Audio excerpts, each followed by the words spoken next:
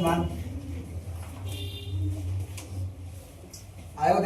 आयोग दैनिक पेशी सूची में चढ़ी आएको 081 C1 1104 को कुटपिट अङ्गम मुद्दामा थुन्चेक सुनवाईको क्रममा प्रतिवादी रिया पटेल समेत मुद्दा यस बिरगञ्ज कलेज 2082 सालको कानुनी संकायको बारे कक्षामा अध्ययन गर्न परीक्षार्थी म सन्देश कुमार शाहले कानुनी मसौदा विषयको अभ्यास अदालतको यस मनोनीत अभ्यास इजलासवादी जारवालाको तर्फबाट बहस पेरबी गर्न अनुमति चाहन्छु श्रीमान।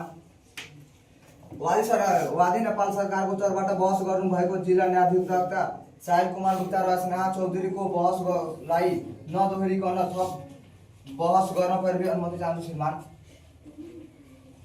र प्रतिवादीको तर्फबाट बहस गर्नुभएको रिया पटेलले उहाँको बहसमा केही पनि सहमत जनाउने छैन श्रीमान।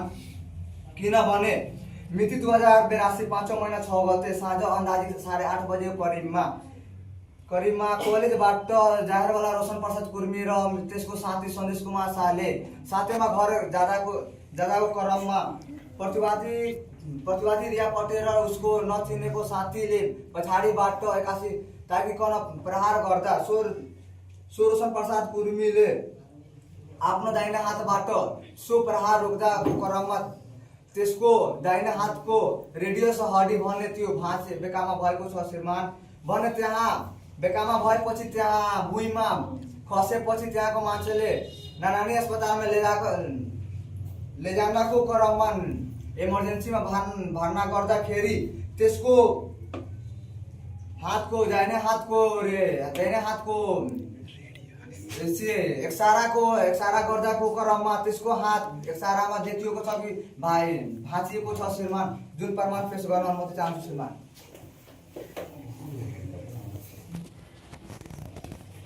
जुन प्रतिवादी रिया पटेलले प्रहार गरेको थियो भने त्यहाँको पसलमा लागेको सीसीटीभी क्यामेरा र पसलमा बसेको मान्छेले आफ्नो मोबाइलको क्यामेराबाट भिडियो र फोटो क्लिक गर्नुभएको थियो श्रीमान। जारवाला रोशन प्रसाद कुर्मीलाई कुटपिट अङ्गभङ्ग गरेर प्रहार भएपछि त्यहाँको नारायणी प्रादेशिक अस्पतालमा इमर्जेन्सीमा भर्ना गरिदिए। भिडियो सारा र घटनास्थलमा 10 रामजी मुचुल्का फेला परेको जुन नारायणी प्रादेशिक अस्पतालमा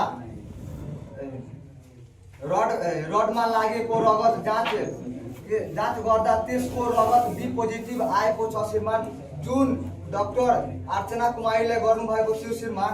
र जाहेरवाला रोशन प्रसाद कुर्मीको पनि ब्लड ग्रुप चेक गर्दाको क्रममा त्यसको पनि बी पोजिटिभ आएको छ भने त्यसको प्रमाण पेश गर्न अनुमति चाहन्छु श्रीमान।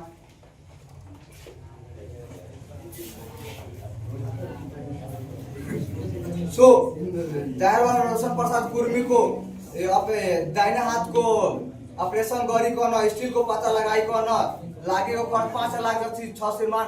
र 1-2 वर्षपछि त्यो जाहेरवाला रोशन प्रसाद कुर्मीको हातलाई फेरि अपरेसन गरिकन त्यो स्टिलको पत्ता निकाल्दा र त्यसको औषधि खर्च समेत 3 लाख जति खर्च लाग्ने छ श्रीमान भने देखिन्छ।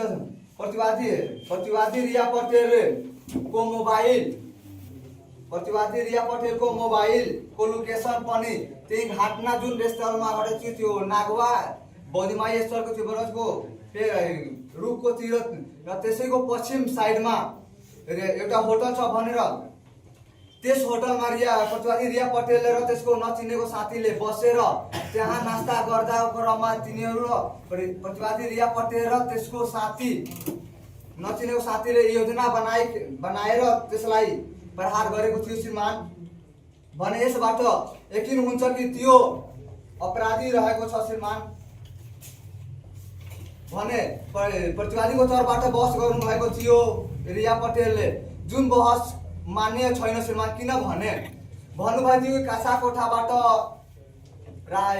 एम्बुलेन्सबाट गएको थियो श्रीमान, तर कक्षा कोठामा बस्दाखेरि र पढ्दाखेरिको क्रममा त्यसले त्यो प्रतिवादी रिया पटेलले हस्दैको क्रममा त्यो सीसीटीभी क्यामेरामा पनि रेकर्ड भएको थियो श्रीमान र भन्नुभएको थियो कि एआईबाट भिडियो र क्लिप फोटो क्लिप गर्नुभएको थियो श्रीमान।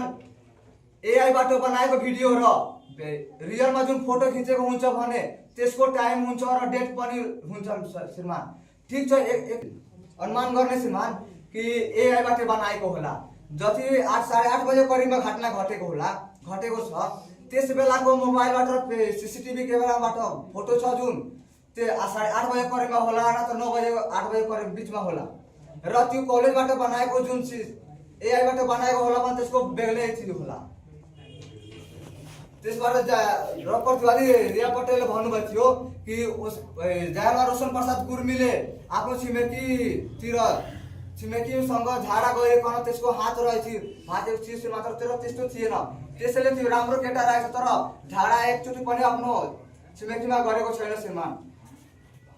त्यसैको क्रममा प्रतिवादी रिया पटेललाई थुनेमा राखिकन साधारण तारिखमा नछाडिकन त्यसलाई थुनेमा राखिकन अगाडि मुद्दाको कारबाही अगाडि बढाउन अनुमति चाहन्छु श्रीमान।